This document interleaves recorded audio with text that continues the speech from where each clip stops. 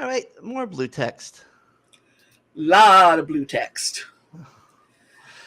The President of the Senate shall, in the presence of the Senate and House of Representatives, open all the certificates, and the votes shall then be counted.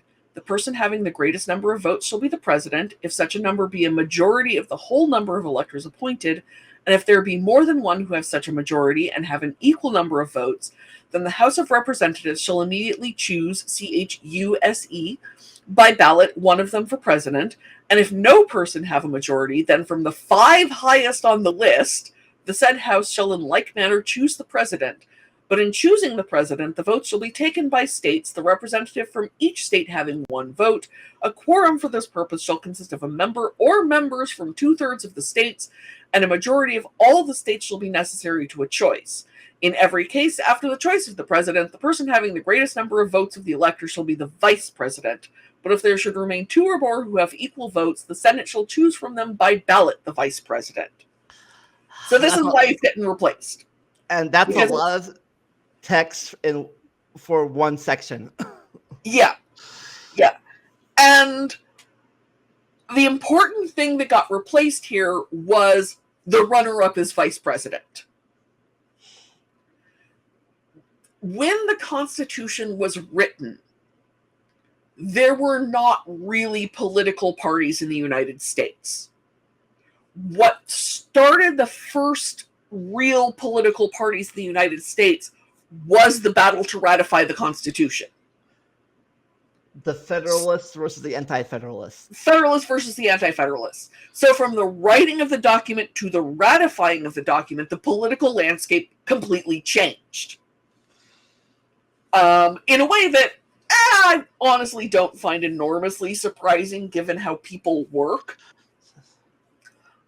But they realized that this system didn't work because you would end up with things like a president and a vice president who were radically opposed to one another, which is why John Adams and Thomas Jefferson stopped speaking for a number of years. And they eventually made up with one another and became friends and, corresponded the rest of their lives and died on the same day, and it's this whole thing. But they stopped speaking for a while because they had been in such conflict during the Adams presidency. Because this system does not work for functional government.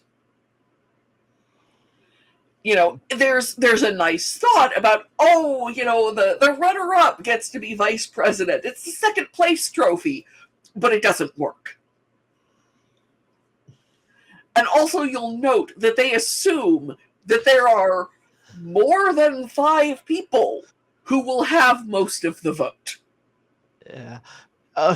It's like sorry, you said you got silver medal, but hey, you can break a tie.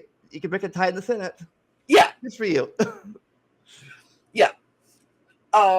These days, the effective job of the vice president is traveling places the president needs to send someone important but doesn't want to go themselves, and breaking tie in the Senate. That's mostly what the vice president does. And the first one wasn't even a job in those days. So, but yeah, you read this through and you're like, oh yeah, that's why they changed it.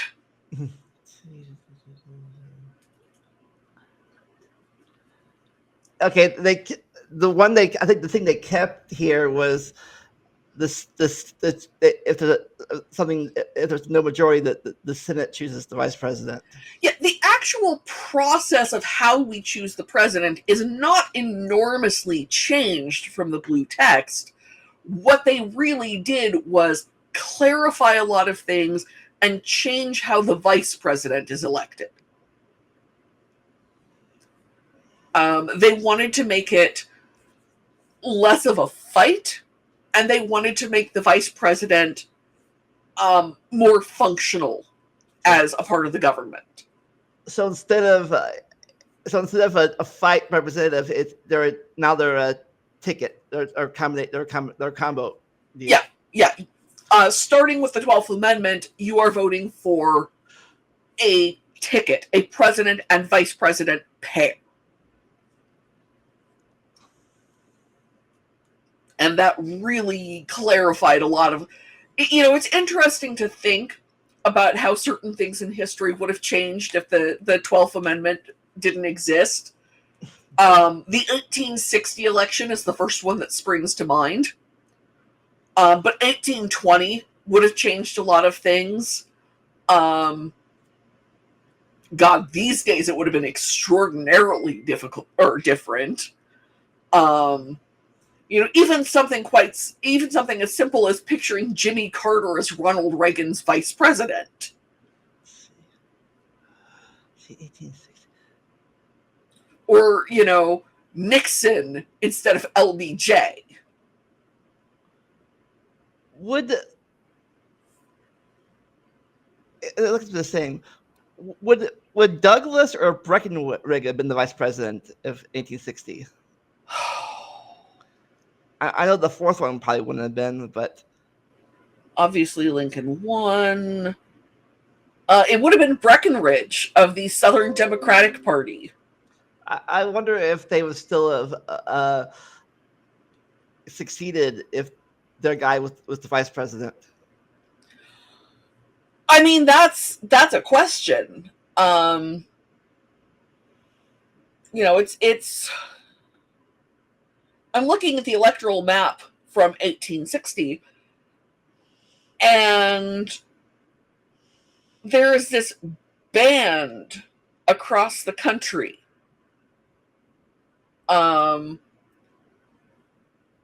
They've got, the map I'm looking at has Lincoln in red, John C. Breckinridge in light blue, John Bell in a dark pink, and Stephen Douglas in dark blue. And there's this band. Douglas won Missouri and Delaware and split New Jersey because apparently they were doing that in those days. And John Bell won Virginia, Kentucky, and Tennessee for the Constitutional Union Party.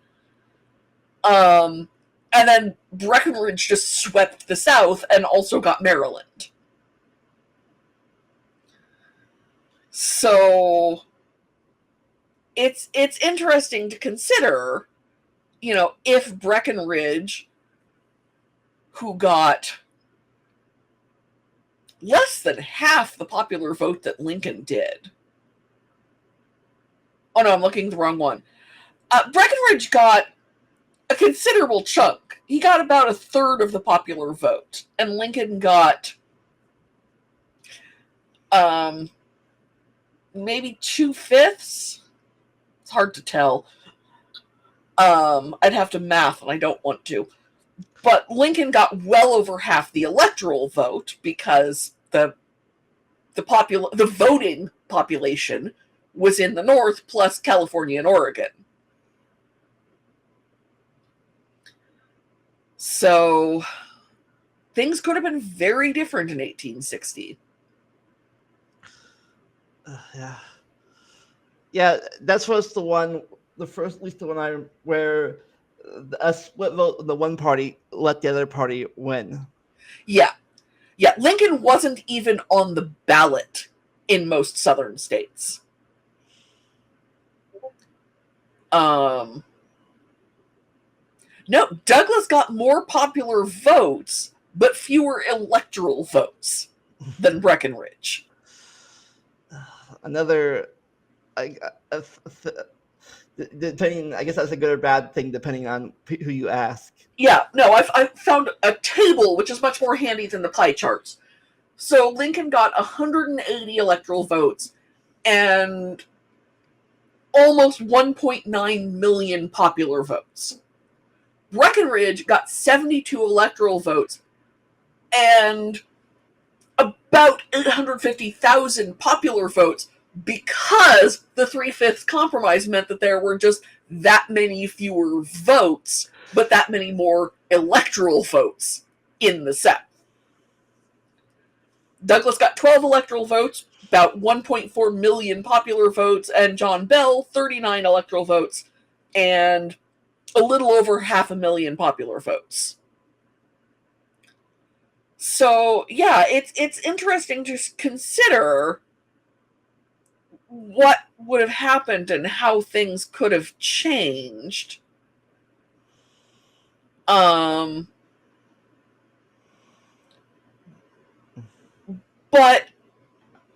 it would not have been a functional government, and we would not have gotten to 1860 without some form of the 12th Amendment. Yeah.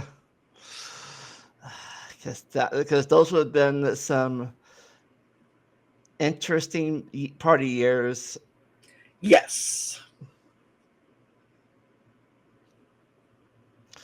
All right. I think even though this is a big text, I think we've said everything that needs to be said. It's blue. It doesn't matter anymore. So